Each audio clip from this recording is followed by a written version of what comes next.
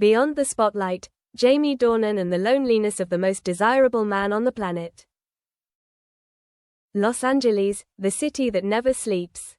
From the top floor of the Chateau Marmont, Jamie Dornan sits alone by the window, looking down at the glittering lights of Sunset Boulevard. In his hand is a half-empty glass of whiskey.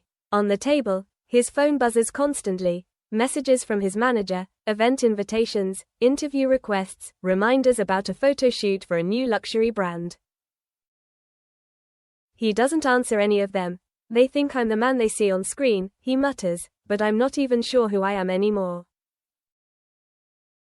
Music emanating from the bar downstairs, laughter, clinking glasses, the flash of cameras. All the sounds that once made Jamie feel alive, now only make him feel heavy. He used to love Hollywood. He remembers clearly the first time he set foot in this city, more than 15 years ago, a young Irishman, carrying an old suitcase and a naive belief that fame meant happiness. And then he did. The lights, the red carpets, the lavish parties, the constant praise for his deadly charm. But in those glamorous photos, no one knew that Jamie often went back to his empty room, looked in the mirror, and felt strangely familiar with his own face. Tonight, he opened his laptop, looked at a document titled, Confession, Docs, a blank page. He had been meaning to write it for a long time, a letter, or maybe a confession. Not to send it to anyone, just to say the things Hollywood never wanted to hear. He put his hands on the keyboard. Then he started typing. I'm tired of having to be the version of myself that other people expect me to be every day. I'm tired of people walking into my room and only seeing my appearance, and never asking if I'm okay. I'm tired of the world where sex appeal is a weapon, and I don't want to fight anymore. He paused, the words on the screen blurred under the sting of his eyes, the man in the mirror.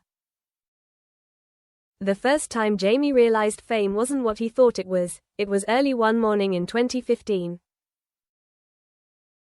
He had just finished promoting the movie that would change his life. The press had called him the world's new sex symbol. The door to his hotel room opened, and he saw himself on the cover of every magazine, the sultry gaze, the half-smile, the body so perfect it was almost unreal.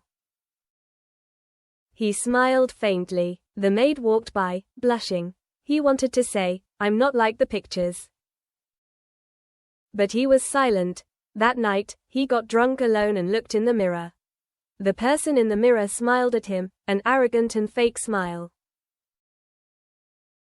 He punched the mirror, shattered it, and a streak of blood ran down his hand. That was probably the first time I realized, charm is a mask. And just someone who has been wearing it for too long to know how to take it off. The fateful interview. A year later, in a live interview on America's biggest talk show, the host smiled and asked, Jamie, how does it feel to be the most desirable man in the world? The audience laughed and applauded. He laughed too, answering in true PR fashion, Oh, I'm just a normal man. Luckily, I have a wonderful audience who loves my work.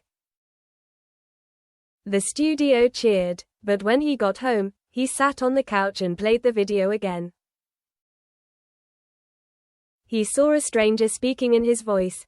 I hate the way they make me a product, he wrote in the confession.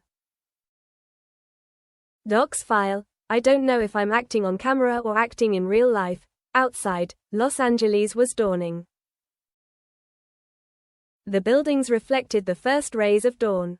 Jamie sat there, staring at the words he'd just written. He felt as if a part of his chest was being unzipped. He opened the window, and the cold morning air rushed in. A car honked in the distance. The phone vibrated again. A new message from his manager. You need to show up at the awards show tonight. Remember, sexy is your brand. Jamie laughed, but it was a low, husky laugh, laced with bitterness. Sexy, he repeated, my brand? Maybe it's time for me to go bankrupt. He hung up.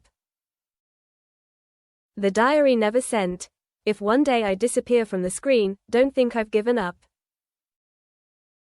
I just want to find the feeling of being a real person again. I want to remember the smell of the rain in Belfast, to drive without anyone recognizing me, to eat breakfast without being secretly photographed. I don't want to hear applause anymore. I just want to hear the wind. That morning, Jamie left the hotel, wearing a hoodie and a baseball cap, walking alone along the Santa Monica beach. A paparazzi spotted him, raised his camera. Jamie looked straight into the lens, not avoiding, not smiling, not posing. Just a blank stare. The photo made the front page the next day, with a sensational headline. Jamie Dornan looks tired and distant. What's wrong with the Hollywood masculine icon? The press rushed to speculate. He was stressed, he was in crisis, he was out of inspiration.